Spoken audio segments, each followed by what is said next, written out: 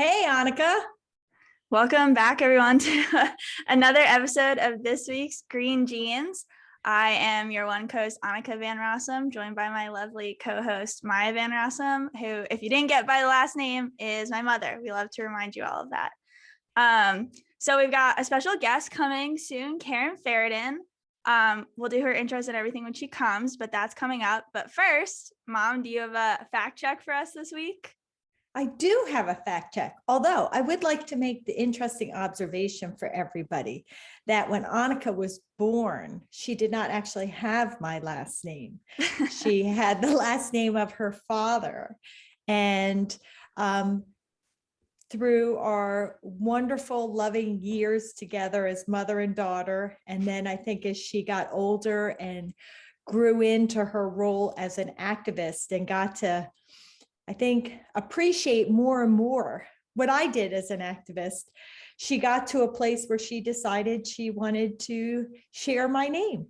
And so she actually took it upon herself to legally change her name. And that is actually why Anneke and I have the same name, because I never changed my last name when I got married, either the first time or the last time. I have always been Maya Van Rossum. That is who I am. It's who I've always been. And I always believe that that credit for what I did should go to my family and not somebody else's family. And after the experience of getting my name changed, well, fun, and I'm very glad I did it, I am never changing my name ever again. It is so much paperwork, so many things you have to do. And then, like, if you've lived, I think at that point I was like 22 years of your life with one name, all the things you have to get switched to the new name is a pain in the butt. But I'm glad I did it. But just for anyone, but I'm never changing my name ever again. Never. So I'm really honored that you did it. And I think that you did it for all the right reasons. And I truthfully couldn't even imagine like taking on somebody else's name. I am Maya Van Rossum. That is who I am. And like, why would I suddenly, again, want to give somebody else's family also makes ownership over my life? Also makes my name cooler. I used to always say, I was like, my name, I remember saying when I was little, I was like, if my name was Anneke Van Rossum, that would be so cool. And my friends in college were like, yeah, that would be cool. Like, Anneke Walsh is fine. Anneke Van Rossum. I was like, yeah, it's kind of cool now. Yeah, it is. It is kind of cool. So I just wanted to tell people that, because I think I always I don't know. I'm very proud and honored that you decided to do that. It means a lot to me on a lot of levels, more than I think you know. And I'm thrilled to tell people about that. Now you have two kids also. I still think it's funny because when Vim was born, you said to Dave, like, I want him to have my last name because none of my kids have my last name, and Dave has kids and my dad has a kid with the last name, and now both your kids. I know. So that is truly the story. So when I was pregnant with my son, like, I always knew if I had a son that I would want to name him after my favorite uncle, my own Vim. And Dave was like totally on board with that right away, even though he never met my own Vim. Oom is Dutch for uncle. But he knew how important it was to me. And I had already lost my mother. And so I, when I told him I wanted to name Vim, he was right on board. And then I wanted to find a way to honor my mother in Vim's name, but Vim was a boy and my mother was a female. And so I decided to include my mother's father's name, Ernst, because my mother adored her father. And then I wanted to do something for my mother, and her last name was Weissmuller. So then his name was going to be Wim Ernst Weissmuller. And so I thought, well, boy, Dave's really agreeing to a lot. And then when I did ask him if Wim could have my last name, because Dave already had 4 kids with his last name, I expected some conversation. And he was instantly like, absolutely, of course. So Wim Ernst Weissmuller Van Rossum is his name. And then, as you said, and then when you decided to change your name, it was like so cool. Worked out for you. All right. That's a good little personal backstory on us. Little personal chatter. So fact check. So, fossil fuels is ravaging our nation, right? It is advancing the climate crisis. It is devastating people's water, people's air, people's lives, people's property values, roadways. It is just wreaking havoc anywhere and everywhere where it happens. And so we need to stop the ongoing use of fossil fuels because of the climate crisis and because of all of these devastating harms inflicted on people, including the loss of people's health, just devastating consequences.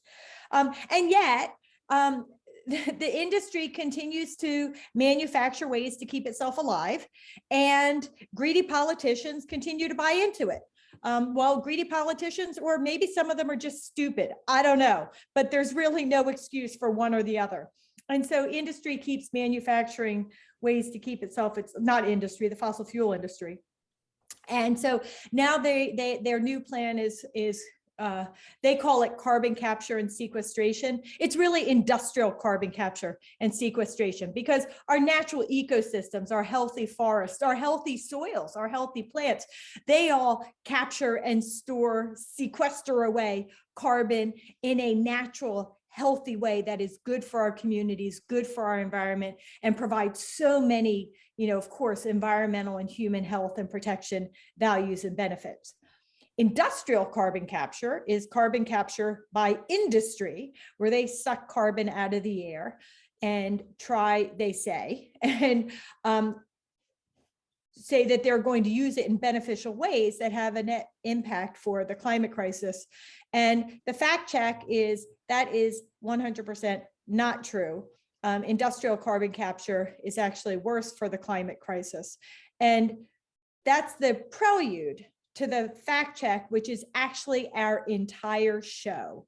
Karen Feridun is going to come on and talk with us about industrial carbon capture, but also about a specific fossil fuel perpetuating cell job that industry and the politicians in their pockets have come up with and have been advancing in the Commonwealth of Pennsylvania. And it is a stunningly horrible story. That's wild. Yeah, I'm excited to hear what Karen has to say, because I have to admit, I don't know that much about carbon capture. Like I think it comes into my classes a lot because it's my law school class is talking about like different ways that they're trying to regulate the carbon, and like, it's been brought up as like a solution maybe. And one of the things I was reading today is there's that new, it's like the super high tech carbon capture thing, I don't know what it's called, in Iceland. But one of the things it was saying was only the carbon that they're able to capture equals about 3 seconds of like humanity. Like all of our carbon, it's about that. So it's not very much, which I'm not here to tell, like any solution is a good solution, but if it's not really, if it's again, one of these things that industry is trying to use to scapegoat so they don't have to shut down, because they can say like, well, we don't have to be shut down because look, there's this great technology that can suck out all the carbon. I think we've talked about too in the other episodes that carbon is bad, but carbon is not the only bad thing coming out of a polluting industry, out of a smokestack, out of all those things you see. Is there's so many other horrible things happening that we don't even realize. And so carbon capture is not the excuse to not shut down all these massive industries we see. Yeah, and one of the things that one of the primary uses of the captured carbon is they actually put it into, or plan to put it into, because these facilities are for the most part in the planning stages just sucking up tax dollars to use to construct them and defend them and sell them and everything. But anyway, the actual, what is actually happening and or planned to happen is that captured carbon gets put in a pipeline and gets piped in order to be used to frack for more oil and gas, a dirty fossil fuel. So it's actually that the industry itself is fueled by fossil fuels, right? And so advancing that devastating carbon footprint, and then they suck out the carbon in order to ship it off somewhere to extract more dirty fossil fuels and all of those devastating impacts. But there are also these other solutions that they tout. And that's what Karen is going to come on and talk with us about. So we're going to ask her, she just popped up, we're going to ask her to quickly give us her take on industrial carbon capture. And then we're also going to ask her what she's primarily here to talk about, which is this new sell job from the fossil fuel industry and the dirty politicians in their back pocket. So now Karen knows exactly what she's in for. We were just talking about industrial carbon capture, Karen. So I just thought to quickly get your take on that, and then we can talk about Nacero. But before we do that, Anneke, you seem prepared with a great introduction for Karen, if you want to do the honors, or if you want me to do the honors. I feel like you've worked with Karen the longest. You have to do it. I love Karen. All I can say is how wonderful a human being Karen is, but I can't list all her amazing accolades. So you got to do that. High praise coming from you. I want to be you when I grow up, Anneke. No, I don't want to be. I want to be you when I grow up, Karen. Yeah, everybody wants to be Karen. Karen is the most selfless, dedicated person I know, who puts her life literally, on the line every single day, just dedicated to doing what is right and what she believes in. Karen, I first met Karen when she started an organization called Berks Gas Truth, which she founded and has led for, I don't even know how long, but a number of years, really dedicated to taking on the fracking industry in the Commonwealth of Pennsylvania, more locally. And then the footprint of Karen's work expanded across the Commonwealth, really gaining not just national, but international recognition, because she's such a powerhouse against the fracking industry. But then also, she really got called to another effort, which she, it was her inspiration, and she organized. It's an organization called the Better Path Coalition, which the Delaware Riverkeeper Network and Green Amendments for the Generations are both a part of.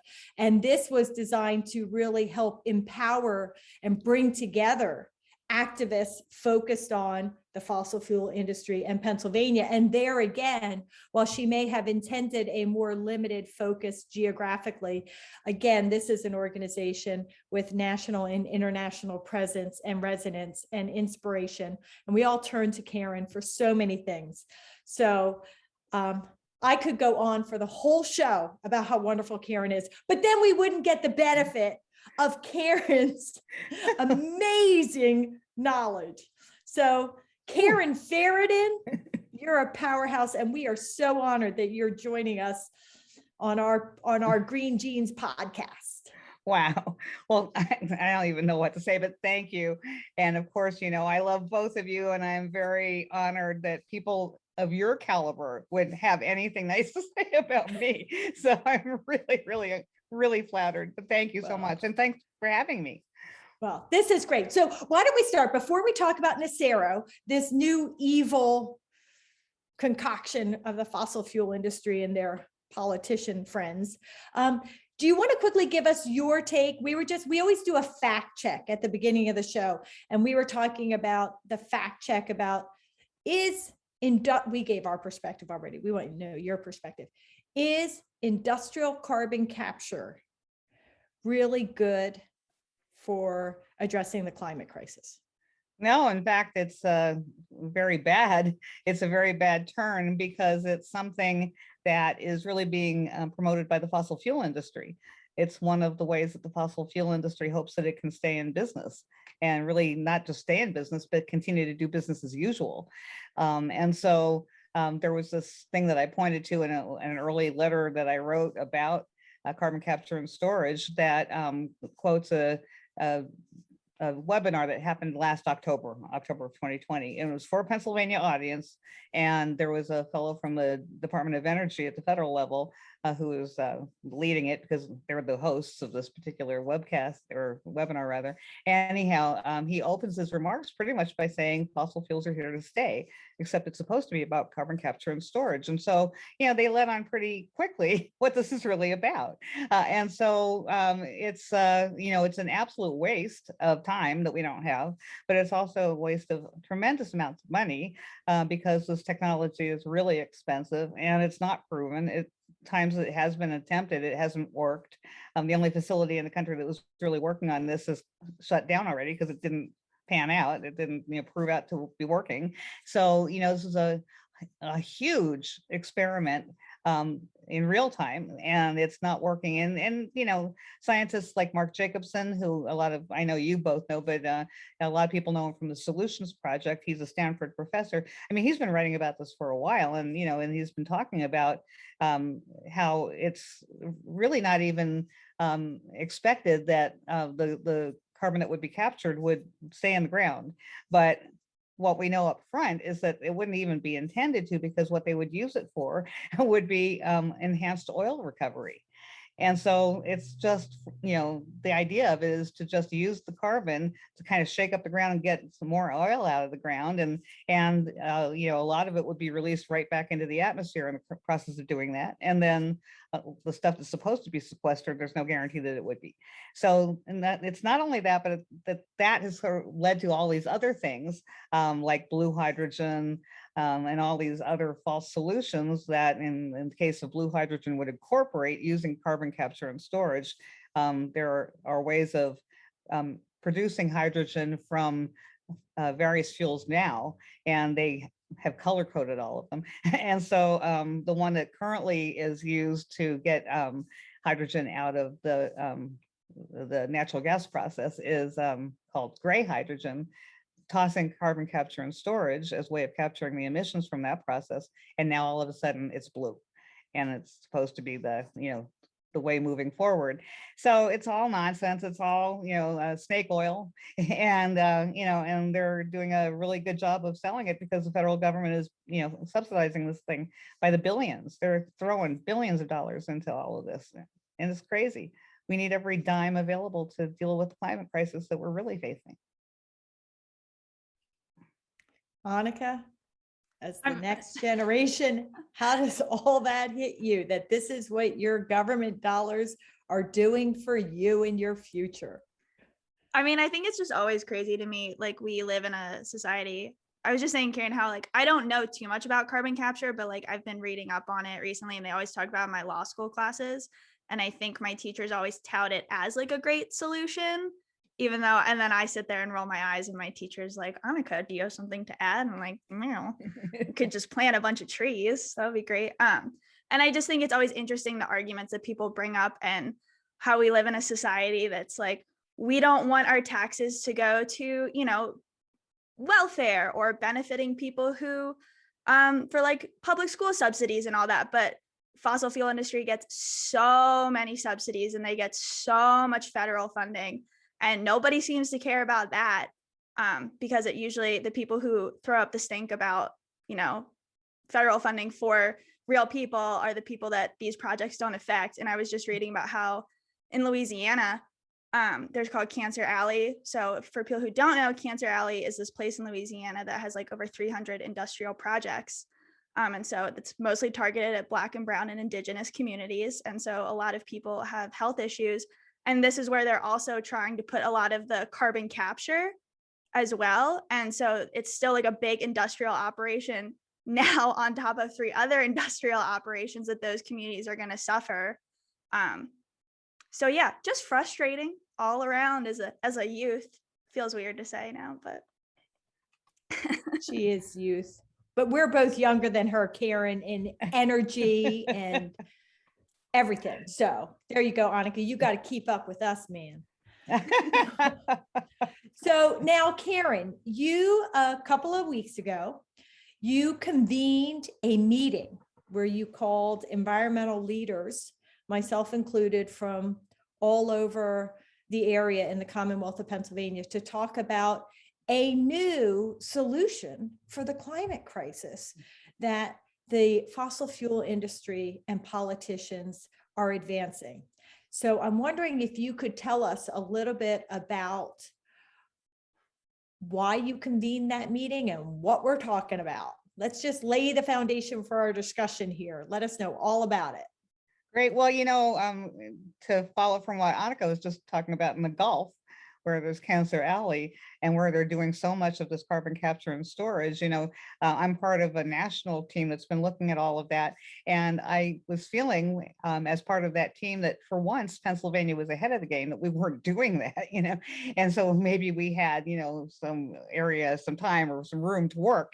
But I learned early on that Pennsylvania was working on a regional CO2 transport plan along with several other states. And so it was supposed to come out in October. And so that's sort of a little bit of a backdrop for what was announced that you're referring to. And that's a proposal that has been made up in northeastern PA and Luzerne County in Nanticoke specifically, to put in a plant that would do blue and green gasoline. And so the company proposing this is a company called Nacero, like you mentioned. And the reason why it's all connected to what we're already talking about is that blue and green gasoline, it's almost like it leapfrogs over all the other stuff that could have been happening in the state, because it would produce two different products, gasoline products, that they call blue gasoline and green gasoline. And I can explain that in a second. But then they also plan to manufacture or produce hydrogen during that process. And the thing that makes the hydrogen blue is that it would involve carbon capture and storage.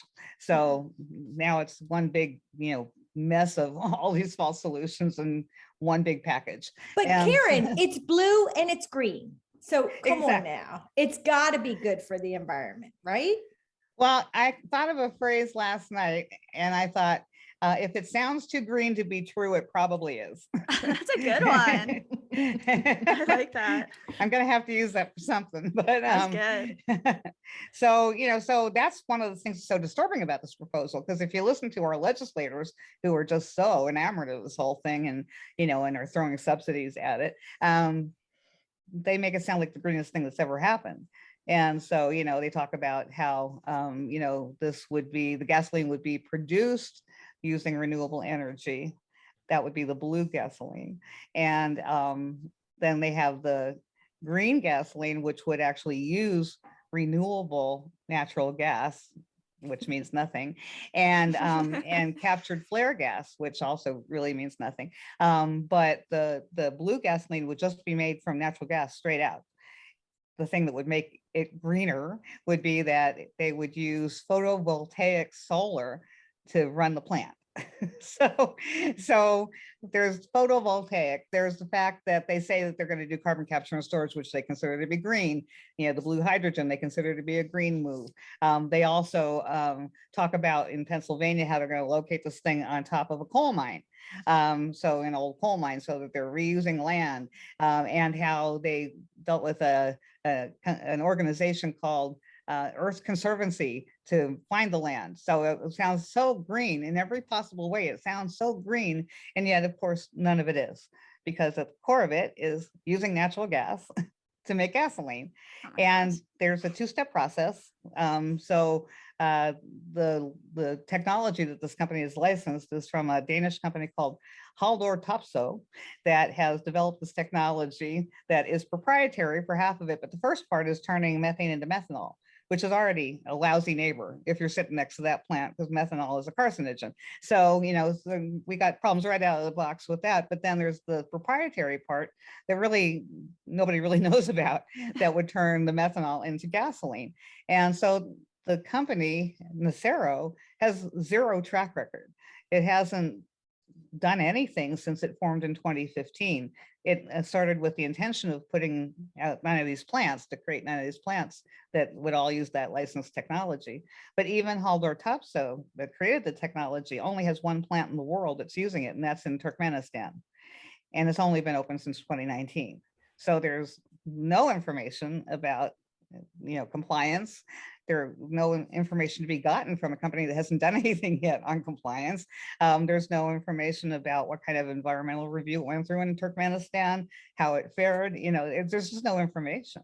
And so, they're selling this thing like it's this proven technology. It's a $6 billion investment by the company, and the state is already planning to throw millions and millions of dollars in subsidy at it. So, it makes no sense, but they're really touting it as being the greenest thing in the world, and it's just not. And that's going to be a real challenge for people like us fighting it, because we're just going to sound like a bunch of naysayers for saying that this thing isn't green enough. And it's really important that we make that case, though, because it's the absolute truth. So Karen, just so I understand, while you talked about, all the green elements that they're peddling, the reuse of the old coal mine and the clean energy to run their operations, at the heart of it, they're taking fracked gas, changing it, and making it gasoline that you can run in your car. Mm-hmm. That's it. So that's it. And they say that the blue gasoline will reduce emissions in your vehicle's carbon footprint by 50%. So it's still emitting, it's just not emitting as much. And then the green version will reduce it to 0 or below. So, and when they do that calculation, to, claim these numbers, do they include in that calculation all of the climate changing footprint emissions from the actual fracking to extract the gas from the ground and all of those devastating consequences? That's a really good question that we're trying to figure out the answer to, because they talk about using captured flare gas to make the green gasoline, but how are they getting the gas to the plant? How are they capturing it? How are they getting it to the plant? Are they talking about just doing this with their own process? So, whatever wells they're using to get the gas from, that they're going to turn into the blue gasoline, that they would also capture the flares, the flared gas from those well pads or whatever, and then somehow move that to their plant? Or are they talking about capturing all of it? It just doesn't, they don't provide any answers. There's no real specifics on any of this yet. So, it's all being handed to us, with very little information to go on, other than these, top line messages about how green it is that legislators want to sell, but they don't get into any of the details of things like that. Well, so Karen, I'm curious. I've asked Mom this question, so I want to ask you too. What is it? And maybe you both want to speak to it, because carbon capture, I feel like, is the new industry branding. And I feel like you both, being lifelong activists and having worked on this so many times, and like different issues that industry keeps being like, well, this is the reason you shouldn't shut us down, because now there's this. Like, how is it? What's your reaction to now carbon capture being like the latest, like, this is why you shouldn't shut us down, because here's the solution, after they've done this in like a myriad of ways? Yeah, I mean, it's selling a false narrative that that the carbon capture is somehow offsetting the amount of stuff that we're dumping into the atmosphere. So we can keep dumping it there because there's going to be this technology that's going to clean it up. So don't worry about it. It's like a trade-off, and there's no proof of that. So yeah, I mean, in some ways it's a little bit worse than the petrochemical boom, which pretends to be about plastics until they want it to be about energy, and then they can say that they're being green. They just kind of like play a complete shill game with that. But with this, this one, it's sort of like they have this justification that there's this trade-off that's somehow beneficial, and so yeah, they're going to keep pushing that hard. And that makes it so much more frightening, because again, it has this pretense of being very green and forward thinking.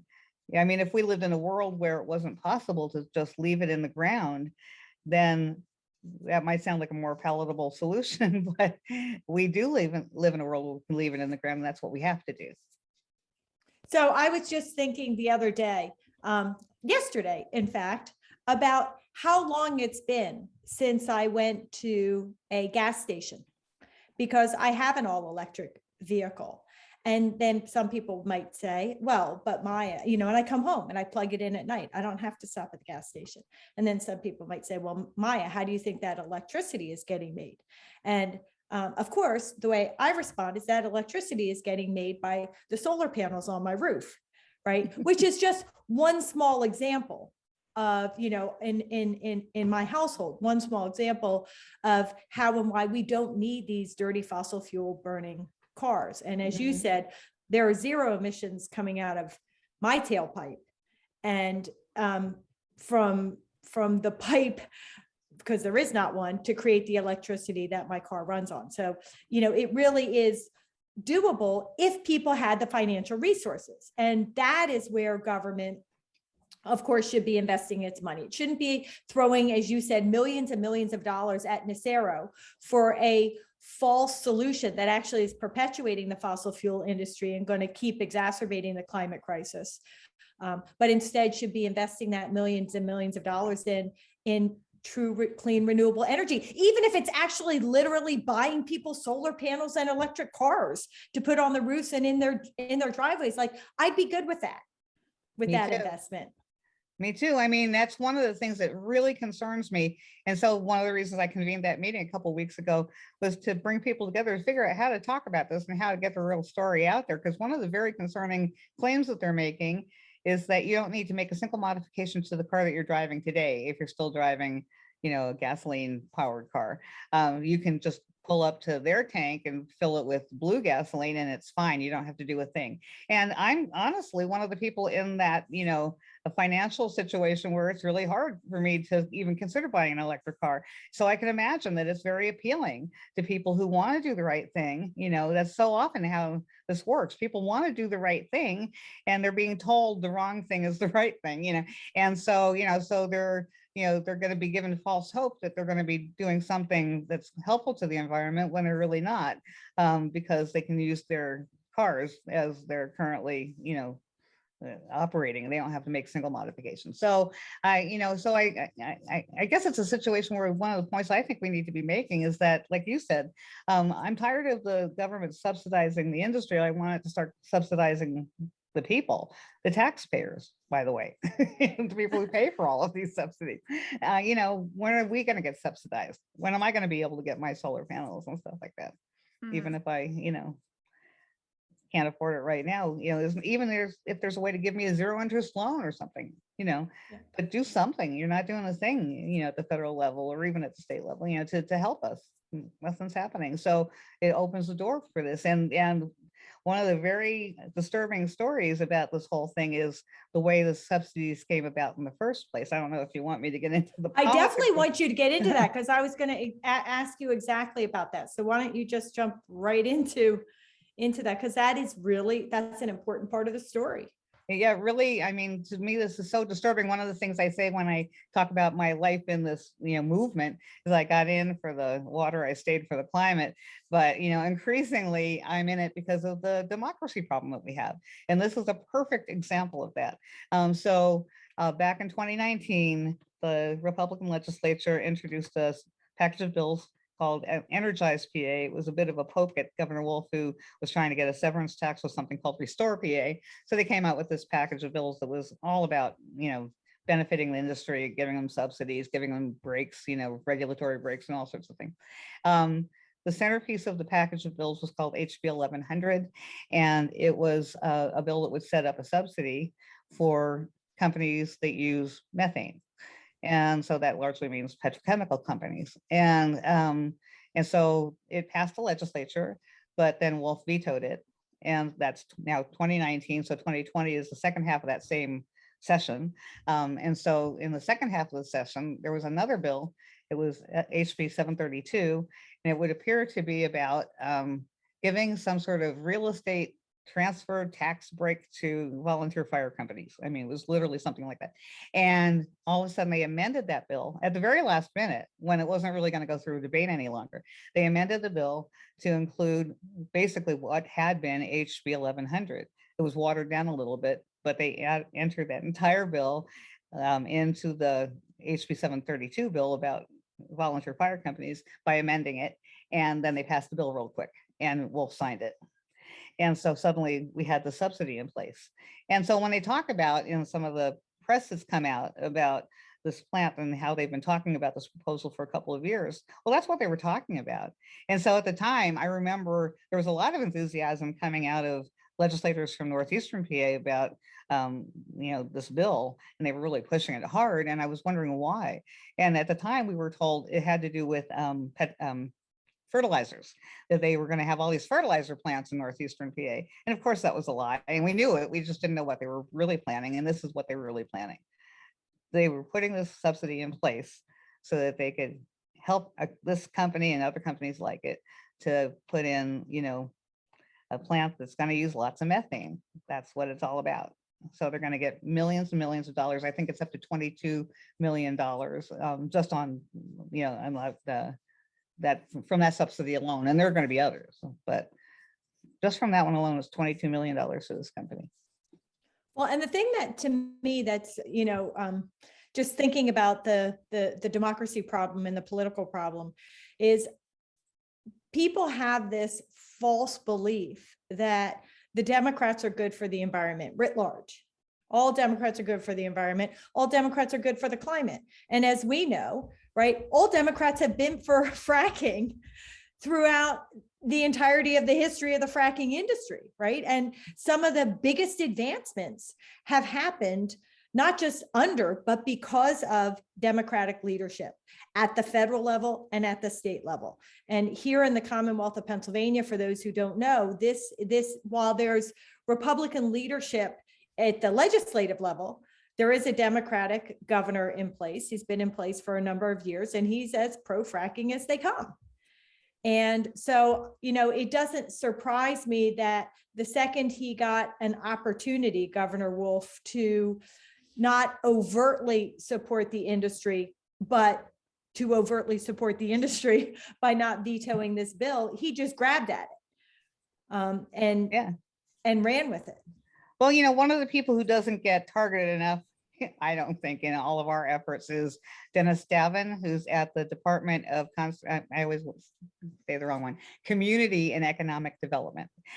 So the Department of Community and Economic Development is this agency that really, has been pushing a lot of the stuff having to do with the petrochemical boom in Pennsylvania. This is all part of it. So one of the first people who cheered on the fact that this thing was being officially proposed was Dennis Davin, and he speaks for the governor. I mean, he's appointed by the governor. And so I know that in the course of the 2 years of conversations that they were having, some of the meetings that they said they had were with the governor's office, with DCED, with lots of legislators, but definitely on both sides of the aisle, there's support for this. In fact, carbon capture and storage, just that piece of it, is being pushed harder by Democrats than anybody else. And so this is not a partisan issue ever in this state or even federally. I mean, it's a big problem that there are Democrats who are so willing to talk a good game on climate, but not really mean it. I call it climate denial Democrat style, because they, that's my hashtag, but because it's so damaging to, I mean, it's almost better to be overt about it, to be honest about it. But when you're talking such a good game and then you do everything that you possibly can, not just to do nothing, but to make things worse, it's so hard to fight that because, anytime they put up candidates, and I don't want to get terribly political here, but, there's so much fear of the other guy always, in both directions. And so there's way too little pressure being put on people when they're candidates to say, you need to be better on these issues. These are the issues I care about, because they're just so worried that the other guy is going to win. And so then all of a sudden you're stuck with this person who's glad handing you on climate change and really doesn't mean it at all. And you poll that you care about climate change, but this is the person you're putting in office. We got to stop doing that. So, a local version of what you just said is here in Radnor Township. There were a number of years ago, there was going to be a school board election. A lot of things happened in Radnor Township, bad stuff that not just the township commissioners push, but that the school board pushes. I mean, all kinds of bad stuff. Anyway, but years ago, we were very, very concerned about some things that were happening with teachers and teaching and pay and programs at the school. And so I called up the head of the Democratic Party in Radnor Township and said, can you tell me about the people who are stepping up, who you're considering to run for school board? Like, who are they? How are you picking them? What are the questions you're asking them? And very literally, the answer was, Maya, we'll be happy to get whoever we can to run as a Democrat. And I said, no, wait a second. I said, come on, you need to have minimum criteria. You need to have minimum criteria that you need to ask them and say, if you're going to run for school board on the Democratic platform, on any platform, you need to meet these minimum criteria of our political party. That's how you pick somebody. And the answer was flat out no, that they didn't do it, and no, that they weren't going to do it, that they were just going to take whoever they can get.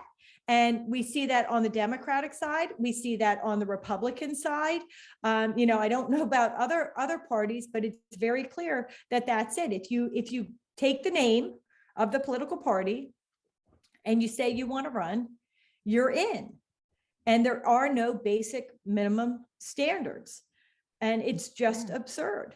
It is. I mean, it's very disturbing. I can't name all of them, but having been involved in politics, over the years, prior to getting involved in the anti-fracking movement, I can think of many, many people I encountered who were running for office who were, people who converted. They had been Republicans, now they're running as Democrats, and some vice versa. Utachek, the senator in that area of Pennsylvania where the Nacero plant would be built, he was a Democratic legislator for a long time, and then he switched parties. And when it's so easy to do that, you really have to wonder what's the difference between the parties. I mean, it seems like we have lots of people who run who may as well, they call them Dinos, Democrats in name only, and Rhinos, Republicans in name only. We have so many people who are just doing it so they get the letter and behind their name that they need to get so they can get elected where they are. But that doesn't mean they're, they're holding up the platform of the party. It means that they're doing the thing that they need to do to get elected. And, and that puts us in a really bad situation because there should be differences. And, aligning yourself at the party should mean something. It should mean that this is the thing that most matches your, worldview, and that you're willing to fight for that. So you're willing to pressure your candidates, but you're also willing to, as a candidate, fight for the right things. And that's not how it works. So it's up to us on the outside to always be pushing on the entire system to do better. So when does Anneke, who I know is chomping at the bit to put in public comment and testimony on this this Nacero project, we have to really, you have so many quips and lines, Karen. We got to come up with the nasty Nacero, or you'll do much better than I. So at what point does Anneke get to put in her well-crafted public comment or offer her hearing testimony on this, on the nasty Nacero? And this is the thing, one of the many things I think that we should be pointing out and fighting is that, what Dennis Davin, some hired hand, some appointed guy, what John Utachek, some, legislator who's pretty compromised, and then all of his buddies up there, what they've done is bring a new industry to Pennsylvania, and you didn't get a chance to say a thing about it. And so, and that's not the first time that's happened, but here we go again, where, they've invited this whole industry, this whole new business into Pennsylvania, and the people didn't get to say a thing about it. And so there will be a 2-year process they talk about. It's supposed to take a couple of years to get, all the zoning and everything else in order, and then to get the permits and everything. And then I think another 4 years to build it. So we're already talking 6 years out. But the first chance you're going to have to say anything about it is when DEP is rubber stamping permits for the thing. They're going to have a fake hearing and a fake public comment period where you get to submit things in earnest, and they're going to ignore you, because it's really theater. All that is ever theater, to make it look like there's a process so that they can say, hey, we asked the public, and then they do the thing they were going to do anyhow. So that's the first time you get to say anything, and then it doesn't really matter what you say when you say it. And then, but we're going to walk in, Karen, and we're going to say, this is the Pennsylvania Constitution. Not really. That's my assignment. And I have a constitutional right to a clean and healthy environment. And we're going to stop them using the PA Green Amendment. I'm going to have a fancy scroll and roll it out. I don't know how I'm going to do it. And everyone else should do it too. That's exactly right. That's exactly what has to happen. That's how it works. I mean, we have gotten a lot of things done for a movement that has like zero money, even though there are some better heeled organizations than others. In the end, compared to the industry, nobody has any money on this side of it, really. And yet we've won lots of battles. And it was because we did that. Because we came together, we stood together, spoke as one, and we just need to keep building power. You know, we need to keep building the movement, and that's how it gets done. It's always the pressure from the outside. It's never because these guys do the right thing because they're such good guys. That's never how it works. That's So- you know, go ahead. Nope, you go, Anneke. I was gonna close out because I thought that was You a go, perfect- girl. That's perfect. But if you have something else to add, Well, I really want to know from Karen. I know that, you know, that the information is just coming out, right? That the grassroots movement is just building. You know, through your leadership, we're just talking about putting together talking points and really spreading the word. But at this moment, two things. One, is there something that you would like to urge people to do? And number two, want to make sure that we get which is the best, or maybe you want to put out both websites for your organizations so that you know, when information starts coming up, or if people want to get involved with the other good works you do to help protect our communities from, you know, devastating environmental consequences associated with fossil fuels and other things. Where can people go, Karen, to stay connected with you and all of your good works, this issue and others? Well, I would say first, as a general point, if you are hearing about this and you're opposed to it, start calling your legislators now and telling them that you think it's a really bad idea, and don't buy it when they tell you how green it is. So I would say just start putting a bug in their ear now. We're going to have way more things for you to do as we learn more and we gather more information so that we can make a bigger case against this thing. But, you know, if this doesn't strike you as a good thing right now, call your legislators and say, don't you dare vote for anything that pushes this project forward. So that's one thing. But yeah, I mean, if you want to get involved in any of the work that we're doing, and if you want to get involved in any of the larger anti-fracking work and all of that, then my website for Berks Gas Truth is gastruth.org. And then the website for the coalition is betterpathcoalition.org. And if people go to gastruth.org, Karen, can they make a donation in support of, well, for serious, I mean, really, Karen, you are a powerhouse, but Mhm. you know, you do so many things, and resources are necessary to do that, whether it's to cover your time or to cover those fact sheets, or, you know, the scrolls that you actually, you know, bring to public hearings, your countdown clock for the climate crisis that you brought into it. Yeah, you need to tell us about that before you go, that you brought. These are things that all take resources, and people who don't have the time to do this work on their own can rest assured that you're doing this work and that they can help by making a donation. So, which is the best site to go to support, you know, you? Yeah, actually, on gastruth.org, there is a donation link. We also have one on Better Path Coalition, and we do have a fiscal sponsor since it's a group of groups. That's what a coalition is. But we do have a way of receiving donations there as well through our friends at Marcellus Outreach Butler. I have to give them credit for doing that because that's a lot of work for a little group. So we do appreciate that.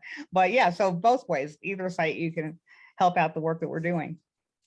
And just tell really quick, you had a countdown clock for a certain hearing and a certain thing happened. Can you just tell that story? Because I think it just is very striking. You know, this is what you do. You make sure the voice is heard, and this is what government does. They try to shut down people like you. So I think it's a nice little example of that.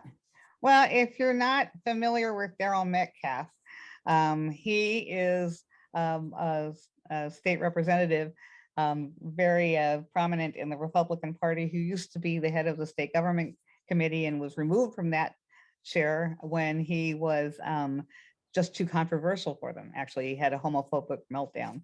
And so they finally removed him and put him on the Environment Committee. Yeah. And so he's been really in place since, I guess, the beginning of 2019. And he's been having all of these climate denier hearings and things like that. So he was having another one recently. We organized, because we like to go there. We went there the first time dressed as mythical characters with the message, we're myths, climate change isn't. And then we went back to the next time wearing tinfoil hats, which really bothered him. But this time we went back, we wanted to have a more serious message this time because we're escalating and it's getting more serious. And so we went there ready to disrupt and talk about how, it's code red for humanity and all that kind of stuff. But I had just gotten a climate countdown clock that shows how much time we have left, and it's just ticking away as you're looking at it. So I took that in there, and my intention was to sit there throughout the meeting just holding the clock. I got a front row seat. I was going to hold it up in his face the whole time, and before the meeting even started, he kicked me out. Man, you are powerful even when you don't speak, Karen Feridun. He can't handle the truth.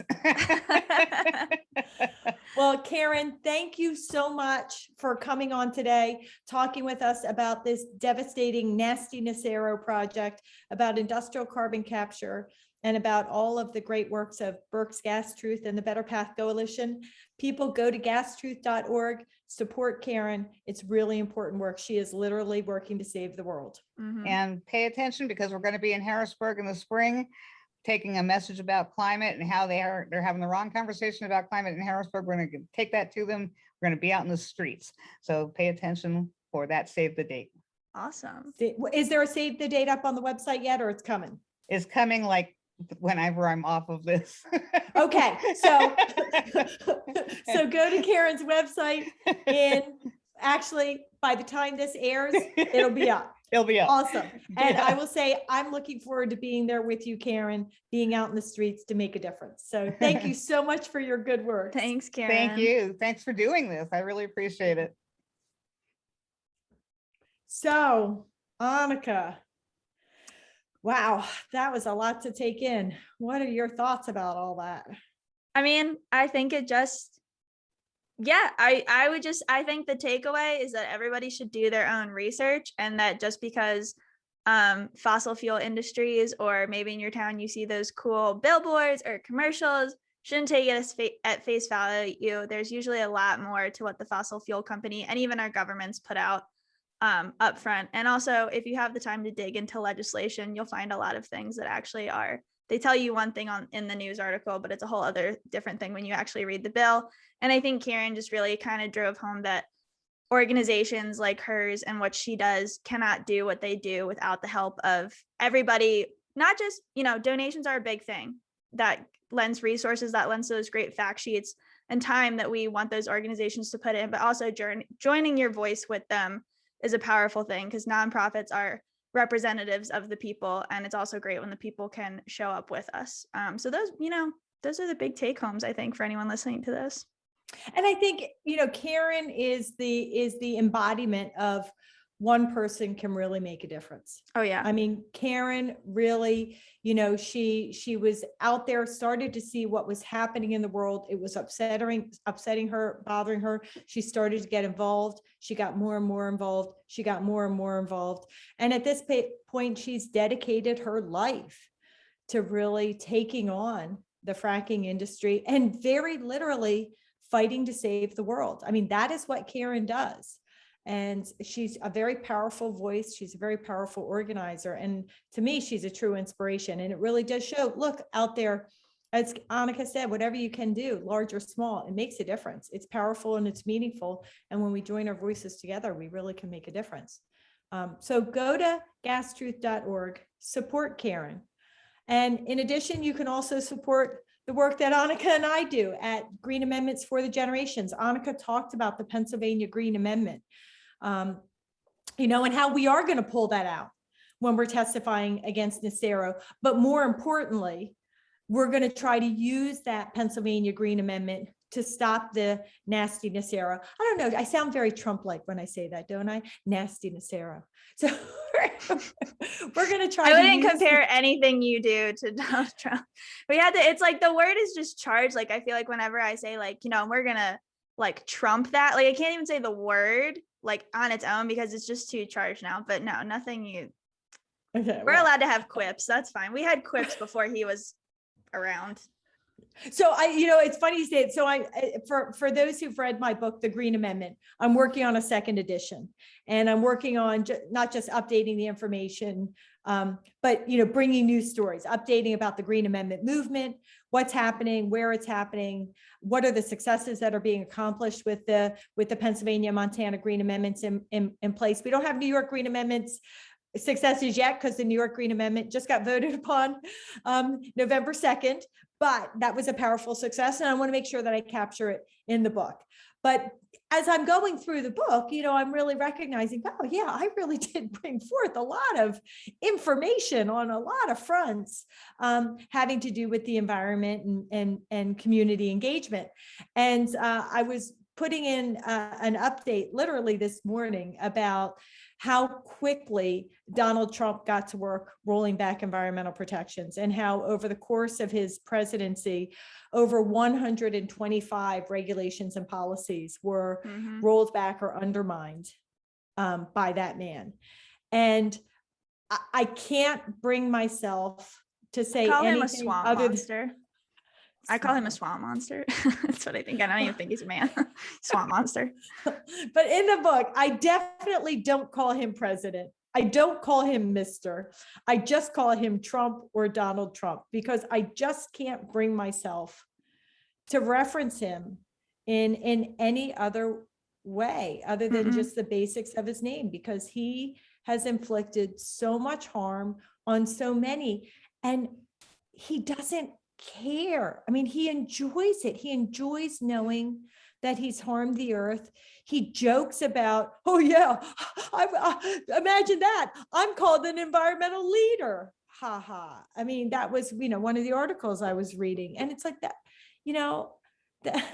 that is so sick and so sad that you love the fact that people joke about you being an environmental leader, because everybody knows how devastating your presidency has been for not just the environment today, but for the world and generations yet to come. Anyway, which is why we need constitutional environmental rights, aka green amendments, in every state constitution, because it makes it that much more difficult, if not near impossible, to roll back essential environmental laws and create better ones as we go forward. And if you want to support that movement, www.forthegenerations.org.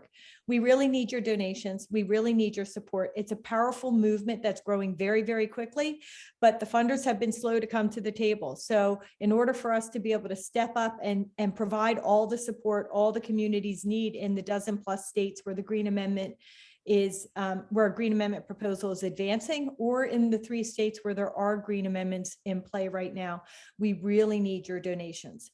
forthegenerations.org, www.forthegenerations.org.